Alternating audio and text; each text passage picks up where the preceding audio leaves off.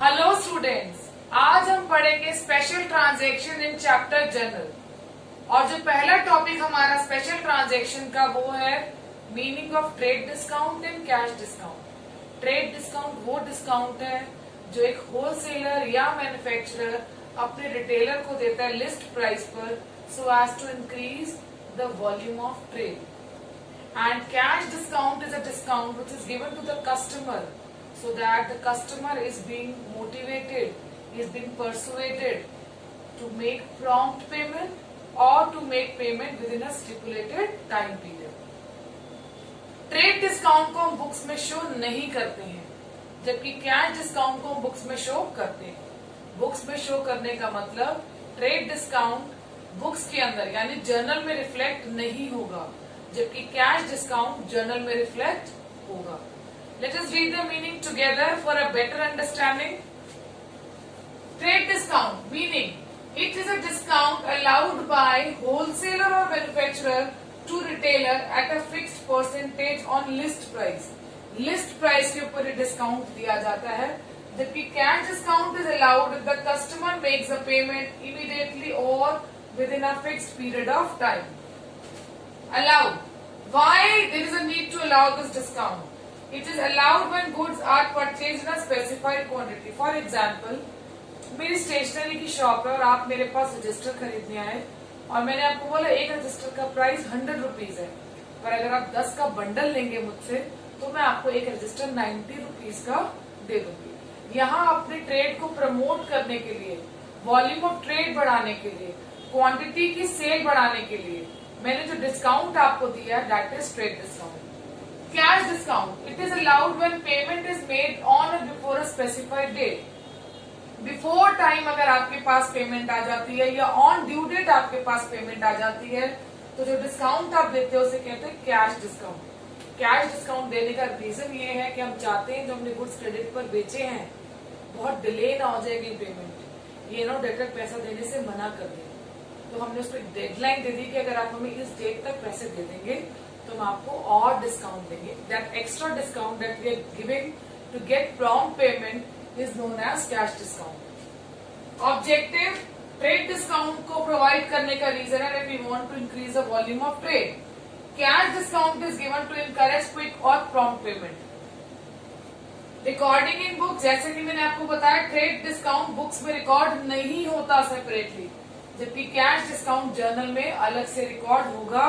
It will be either shown as discount allowed when we are getting payments and it is discount received when we are making payments.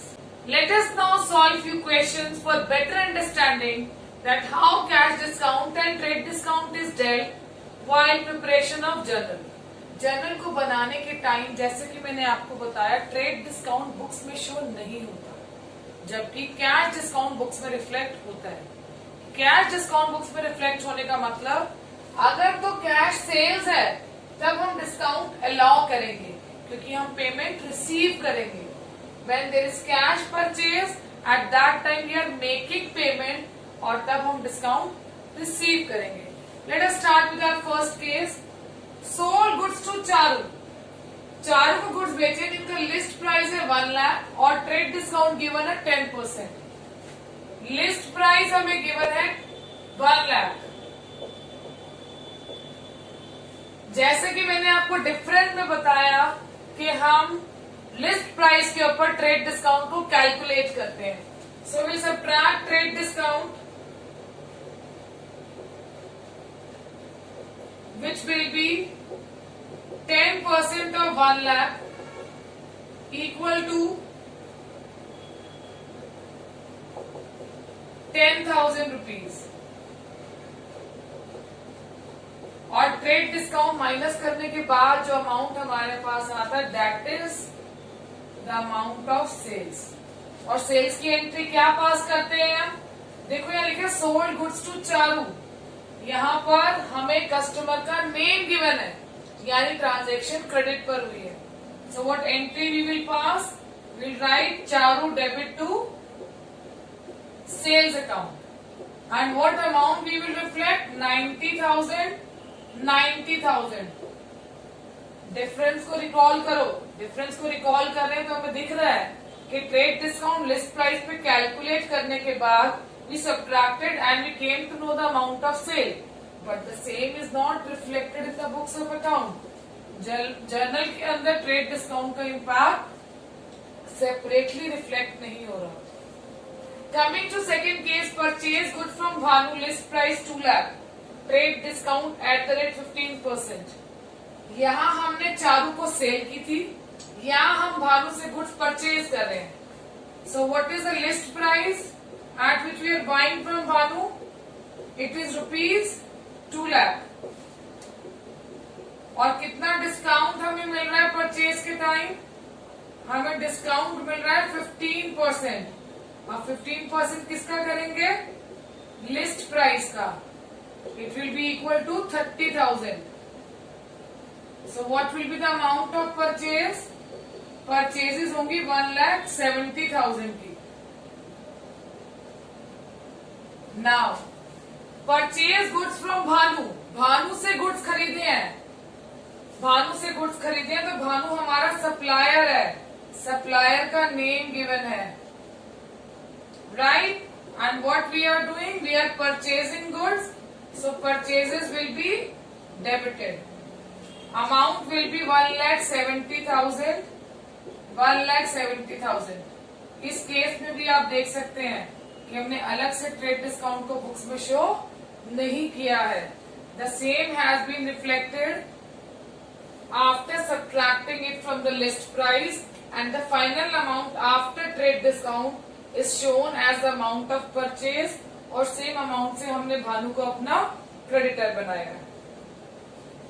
Coming to third case, बहुत important है इस बात का ध्यान रखना कि आप cash discount सिर्फ कैश सेल्स या कैश परचेज पर ही देंगे। Now read the question. Sold goods to Charu, list price is rupees, list price is rupees 1 lakh, trade discount 10%, cash discount at the rate 5%, we are assuming that cash has been received, cash receive हो गई है। सबसे पहले हम अपना working note बनाएंगे। Working note में दो चीजें तो बहुत इजीली हमें लिखनी आ गई है। सबसे पहले हम लिखते हैं अपना list price which is equal to 1 lakh, then we will subtract trade discount at the rate 10%। 1 lakh का 10% होगा 10,000। इतना ट्रांजैक्शन करने के बाद हमें ये पता चल गया कि हमने चालू को कितने के गुड्स सेल किए। So the amount of sale is 90,000। Now next step is हमें अपने कस्टमर से पेमेंट निकलवानी है कि वो हमें अमाउंट पे कर दे। तो we are giving him cash discount of 5%, right? So we'll subtract cash discount at the rate 5%। अब 5% किस अमाउंट का करेंगे? 5% सेल्स के अमाउंट का करेंगे। तो 90,000 का 5%, what will be the amount of cash discount? It will be 4,500। So the final amount जो यहाँ आ रहा है that is cash received। Actual में हमें कितनी कैश रिसीव हुई है? It is equal to 85,500। Now let us pass the entry। जब हम गुड सेल करेंगे what comes in? Cash is coming in। We can see how much cash is coming। It is 85,500। जबकि हम sales कितने की कर रहे हैं? सेल्स का अमाउंट कब निकलता है? लिस्ट प्राइस में से ट्रेड डिस्काउंट को सब्ट्रैक्ट करने के बाद, that is 90,000। So difference is what? क्या बताया था आपको मैंने? कैश सेल पे क्या हम करते हैं? डिस्काउंट अलाउ करते हैं। डिस्काउंट अलाउ करना मतलब अपना नुकसान। हम अपने कस्टमर को डिस्काउंट दे रहे हैं तो it is a loss, it is an expense which will be debited. Firm का इसमें फायदा नहीं हो रहा कि वो डिस्काउंट दे रहे हैं। So discount allowed will be debited. Amount is 4,500। So this is the entry। अब हम इस एंट्री में देख सकते हैं कि ट्रेड डिस्काउंट सेपरेटली शो नहीं हुआ, जबकि कैश डिस्काउंट सेपरेटली शो हुआ है। सेम केस जैसे हमने सेल में किया, similarly we'll discuss in purchase. Purchase goods from Bhanu, list price 2 lakh. List price कितना है हमारे पास जब भानु को गुड्स सेल किए, सॉरी भानु से गुड्स परचेज किए, it is 2 lakh. Trade discount कितना अलाउ कर रहे हैं भानु हमें? Trade discount allowed by Bhanu is 15%। 15% of 2 lakh is 30,000। यानी हमने कितने की गुड्स परचेज किए? 1,70,000। अगेन यहाँ लिखा है cash discount 10%। We assuming we have made cash payment. Okay, when we are making cash payment, so we will definitely get cash discount also at the rate 10% per 10% of 1,70,000, which is equal to 17,000. So the amount is 1,50,000 that we have paid in cash. This is cash paid. अब अगर हम entry पास करते हैं purchase की, तो purchases क्या होंगी? Debit. और किस अमाउंट से परचेजेस को हम डेबिट करेंगे? हम परचेजेस को डेबिट करेंगे 1,70,000 से। जबकि हम कैश कितना पे कर रहे हैं? Actually we are paying cash of 1,53,000। Debit side और क्रेडिट साइड क्या हमारी टैली हो रही है? नहीं। यानी इस केस में हमें डिस्काउंट रिसीव हुआ है। और कितना डिस्काउंट रिसीव किया है हमने यहाँ पर? यहाँ हमने डिस्काउंट रिसीव किया है 17,000। From both the cases, we can make it out that we are reflecting cash discount in the books of journal. Case number 5 में हम पढ़ेंगे किस तरह से हमें कैश डिस्काउंट को कैलकुलेट करना है जब हमें प्रोपोर्शनेट अमाउंट रिसीव हो रहा है या हम प्रोपोर्शनेट अमाउंट पे कर रहे हैं। एक बार दोबारा से मैं आपके साथ रिवाइज करना चाहती हूँ कि जो कैश डिस्काउंट है वो हम कैश सेल्स या कैश परचेजेस के ऊपर ही कैलकुलेट करते हैं। बट अब जो केसेस हम यहाँ सॉल्व करेंगे वहां पर हम या तो सेल के टाइम पर प्रोपोर्शनेट अमाउंट यानी पूरा अमाउंट नहीं मिल रहा, कुछ अमाउंट हमें कैश में मिल रहा है और कुछ ट्रांजैक्शन क्रेडिट में है। सिमिलरली परचेज में भी कुछ अमाउंट हम कैश में पे कर रहे हैं और कुछ अमाउंट से हम सप्लायर को अपना क्रेडिटर बना रहे हैं। So let us solve the question. पहला केस है हमने गुड्स बेचे हैं पलक को जिनका लिस्ट प्राइस है 50,000। ट्रेड डिस्काउंट हम दे रहे हैं पलक को 20% का लिस्ट प्राइस पर। Cash discount is 5%। आपको मैंने क्या बताया था कि cash discount is given on cash sales. Receive 60% amount in cash, यानी पूरा अमाउंट कैश सेल्स नहीं है। कैश सेल्स कितना परसेंट है? 60%। अब इस केस में हम क्या करेंगे? ऑर्डर वही रहेगा। सबसे पहले हम अपना लिस्ट प्राइस लिखेंगे which is equal to 50,000। Trade discount cash और क्रेडिट दोनों ही सेल्स या परचेज के ऊपर कैलकुलेट होता है, यानी लिस्ट प्राइस पर ही कैलकुलेट होगा। 50,000 का 20% is 10,000। So the amount of sale is ₹40,000। अब इस 40,000 में से कितना अमाउंट हमें कैश में मिल रहा है? 60%। 40% हमें कैश में नहीं मिल रहा, यानी हमारी कैश सेल्स है 60% और क्रेडिट सेल्स है 40%। क्या हम क्रेडिट सेल को कैश डिस्काउंट दे सकते हैं? हमने ऑब्जेक्टिव में ही पढ़ा था हम कैश डिस्काउंट इसीलिए देते हैं ताकि हमें प्रॉम्प्ट पेमेंट मिल जाए अपने डेटर्स। सो यानी हम कैश डिस्काउंट यहाँ पर कैलकुलेट नहीं करेंगे, बट यहाँ पर अगर हम 40,000 का 60% करें तो 24,000 की हमारी कैश सेल्स है और 16,000 की हमारी क्रेडिट सेल। हम कैश डिस्काउंट जो देंगे 5% का that will be calculated on this 24,000. 24,000 का 5% is 1200. So how much cash are we getting? This is cash received. कितना कैश रिसीव हो रहा है हमें? 22,800 और 16,000 से पलक हमारी क्या बन जाएगी? डेटर बन जाएगी। अब एंट्री कैसे पास करेंगे? We know this is an entry of sales, तो हमें ये तो पता है कि हमें सेल्स अकाउंट को क्रेडिट करना है। देखो अपने वर्किंग नोट में, what is amount of sale? It is 40,000। तो यहाँ पर हमने कितना अमाउंट लिखना है? 40,000। Now what comes in is debited. जब आप सेल करोगे तो कैश रिसीव होगी। कैश कितनी रिसीव हो रही है? It's 22,800। How much discount are we allowing? जब आप सेल करोगे तो आप डिस्काउंट अलाउ करोगे, दैट विल बी डेबिटेड 1200। बाकी अमाउंट से पलक हमारी क्या है? डेटर। डेटर भी क्या होंगे? Debit. So what is the amount? Amount is 16,000।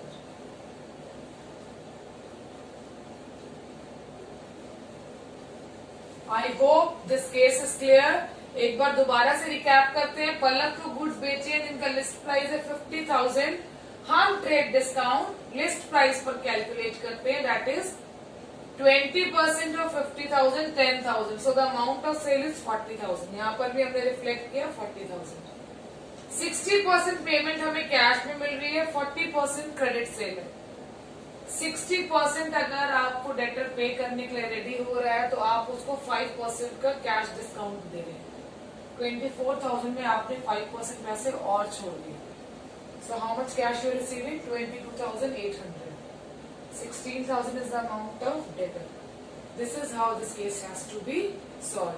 इस बात का ध्यान रखना है, जितना हमारे पास अमाउंट रिसीव होगा उतने पर ही हम कैश डिस्काउंट अलाउ करेंगे। Now coming to case number 6, purchase goods from Mohan, list price है 40,000। पेन रुकना नहीं चाहिए, फटाफट लिस्ट प्राइस लिख देंगे आप। What is amount of list price? It is 40,000 rupees. What is amount of trade discount? Trade discount हम दे रहे हैं एट द रेट 10%। अगर हम 10% करेंगे 40,000 का, it will B 4,000। Sorry, it will be 4,000 as amount of trade discount and the total amount of purchase will be 36,000. Again, हम पूरी payment cash में नहीं कर रहे। कितना पे कर रहे हैं कैश में? हाफ, यानी हाफ हमारी कैश परचेज है और हाफ हमारी क्रेडिट परचेज है। That means both the amounts are 18,000, 18,000. अब आप मुझे बताएंगे कि हम डिस्काउंट जब रिसीव करेंगे, कैश डिस्काउंट, तो कैश परचेज पे रिसीव करेंगे या क्रेडिट परचेज पर? बिल्कुल ठीक। अगर हम डिस्काउंट रिसीव करेंगे तो हमेशा कैश परचेजेस पर ही रिसीव करेंगे, नहीं तो फिर कैश कहने का लॉजिक ही क्या रहेगा इस डिस्काउंट? 18,000 का 5% अगर हम कैश डिस्काउंट से प्राप्त करेंगे, it will B 900। So the amount paid will be 17,100। Let us pass the journal entry now. Purchase कर रहे हैं गुड्स, परचेजेस आर डेबिटेड। और कितने अमाउंट से परचेजेस को डेबिट करेंगे? हम परचेजेस को डेबिट करेंगे 36,000 से। How much cash are we paying? हम कैश पे कर रहे हैं 17,100। डिस्काउंट कितना रिसीव कर रहे हैं? डिस्काउंट रिसीव कर रहे हैं 900। बाकी अमाउंट 18,000 से मोहन हमारा क्या बन जाएगा? Creditor. So Mohan will also be credited. एक बार दोबारा से रिकैप करते हैं। लिस्ट प्राइस है 40,000, 10% ट्रेड डिस्काउंट अगर अलाउ करेंगे तो हमारे पास परचेज का अमाउंट आएगा 36,000। इस 36,000 में से हम हाफ अमाउंट कैश पे कर रहे हैं, हाफ हमारा क्रेडिट परचेज है, तो यानी हाफ अमाउंट से तो मोहन हमारा क्रेडिटर ही बनेगा। बाकी जो अमाउंट हम कैश में पे कर रहे हैं वहां हमें 5% का कैश डिस्काउंट रिसीव हो रहा है। I hope both case 5 and case 6 are clear to you. Let us now solve the last question, case number 7.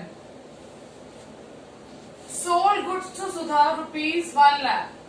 हमने सुधा को 1 लाख लिस्ट प्राइस पर गुड्स बेचे हैं, 20% ट्रेड डिस्काउंट अलाउ किया है और 10% का कैश डिस्काउंट अलाउ किया। If payment is receive with in 10 days, और ये ट्रांजैक्शन कब अंडरटेक हुई है? 20 मार्च को। आपको जब कैश डिस्काउंट मैंने पढ़ाया था तो वहां ऑब्जेक्टिव में मैंने आपको दो बातें बताई थी। एक, कैश डिस्काउंट को देने का पर्पस है कि प्रॉम्प्ट पेमेंट आ जाए, और दूसरा पढ़ाया था स्पेसिफाइड पीरियड में वो पेमेंट रिसीव होनी चाहिए। यहाँ हमने कैश डिस्काउंट जब अलाउ किया है तो मैक्सिमम स्टिपुलेटेड टाइम जो अलाउ किया है अपने कस्टमर को पेमेंट करने के लिए, that is 10 days. Now she paid half the amount on 26th March. 20 मार्च को ट्रांजैक्शन अंडरटेक हुई है, 26 मार्च को उसने आधे पैसे दे दिए, half payment. 30% of the reminder, remaining नहीं है। अगर 100% में से आधा उसने 50%, तो बाकी 50% नहीं पे कर रही, उस 50% में से कितना पे कर रही है? 30%। और कब पे कर रही है? 31 मार्च को। अब इस केस में हम क्या करेंगे? सबसे पहला स्टेप तो सबसे इजी और सबसे अच्छा लगता है कैलकुलेट करने में, that is to calculate the amount of sale. List price is 1 lakh, less trade discount at the rate 20%, which is rupees 20,000. So the amount of sales is 80,000 rupees. यानी मार्च 20 को जब हम ट्रांजैक्शन पास करें, जनरल एंट्री पास करेंगे, तो मार्च 20 को हमारी जनरल एंट्री क्या होगी? It will be Sudha debit to sales account, और कितने अमाउंट की सेल कर रहे हैं हम? ट्रेड डिस्काउंट सबट्रैक्ट करने के बाद the amount of sale is 80,000। सबसे आसान journal entry. Next journal entry हमने की मार्च 26 को। मार्च 20 को हमने सेल की 20, 21, 22, 23, 24, 25, 26। 10 दिन के अंदर अंदर पेमेंट मिल रही है, यानी हम उसे कैश डिस्काउंट अलाउ करेंगे कितना? 10%। हाफ पेमेंट, हाफ पेमेंट कितनी हुई? 50% ऑफ 80,000 इज 40,000। 40,000 की हाफ पेमेंट है जिस पर हम उसे 10% का कैश डिस्काउंट अलाउ करेंगे, which is equal to 4,000। So how much amount we have received? 36,000. ये एंट्री है हमारे पास मार्च 26 को। What entry will pass? It will be cash account debit, discount allowed account debit,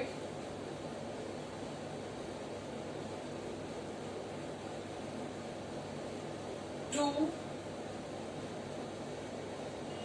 सुधा। सुधा से हमें कितना अमाउंट लेना था? It is 40,000. How much she has and how much discount have we allowed her? 4,000. This case is okay. अब reminder हमारे पास 50% कितना बचता है? 40,000. इस 40,000 में से हमें 30% पेमेंट मिल रही है। 20% का भी कुछ नहीं पता कब मिलेगा, no information in the question, but बाकी के 30% हमें मिल रहे हैं, that is equal to 12,000। But ये अमाउंट हमें मिल रहा है मार्च 31 को। अगर हम 20 से 10 डेज काउंट करें तो 20, 21, 22, 23, 24, देन 25, 26, 27, 28, 29 तक हमें पेमेंट मिल जानी चाहिए थी अगर विद इन 10 डेज हमें पेमेंट रिसीव करनी है। बट हम पेमेंट आफ्टर 10 डेज रिसीव कर रहे हैं। सो इट्स 31 मार्च। अगर स्टिपुलेटेड टाइम पीरियड के अंदर हमें पेमेंट नहीं मिल रही तो हम कैश डिस्काउंट नहीं अलाउ करेंगे। So in this case we will not give cash discount. So the entry on March 31st will be cash account debit to Sudha. Sudha is the giver. Amount is 12,000. ये case करवाने का reason ही यही था कि stipulated time period के अंदर अगर आपको डिस्काउंट अलाउ करना है या रिसीव करना है in case of cash sales और cash purchase, so you should practice question of that also. It can also come in your paper. और देखो यहाँ पर हमने केस लिया जहां पर हमें 1 लाख का लिस्ट प्राइस गिवन था, 20% का ट्रेड डिस्काउंट, 80,000 की सेल थी मार्च 20 को। उसके बाद मार्च 26 को हमें 50% पेमेंट मिली है, विद इन 10 डेज के टाइम पीरियड के अंदर मिली है। तो हमने कैश डिस्काउंट अलाउ किया। कैश रिसीव हुई 36,000, डिस्काउंट अलाउ किया 4,000। सुधा से ड्यू था 40,000। Out of this 40 she has given 36। Now बाकी जो रिमाइंडर में से हमें 30% अमाउंट मिला है वो आफ्टर 10 डेज मिला है। अगर स्टिपुलेटेड पीरियड के बाद, स्पेसिफाइड पीरियड के बाद अमाउंट हमें रिसीव होता है, अब हम कैश डिस्काउंट अलाउ नहीं करेंगे। Will directly write cash account debit to debtor. Debtor is Sudha. March 20 when goods are being sold after subtracting trade discount, amount that has to be debited in debtors account is 80,000 and credited in sales account is 80,000। उसके बाद इस 80,000 में से मार्च 26 को हमें 50% payment मिली है, that is 40,000 rupees. उस 40,000 में क्योंकि वो हमें 10 डेज के स्पेसिफाइड पीरियड के अंदर अंदर वो पेमेंट रिसीव हुई है, तो हम यहाँ पर कैश डिस्काउंट भी अलाउ करेंगे 10% का, which is 4,000 rupees. So the amount that is finally received is 36,000, discount allowed is 4,000, to Sudha 40,000। Last case में हमने पेमेंट जो है वो रिसीव की है मार्च 31 को, that means after a period of 10 days. तो इस केस में हम कैश डिस्काउंट अलाउ नहीं करेंगे। Will directly receive the whole amount of 12,000।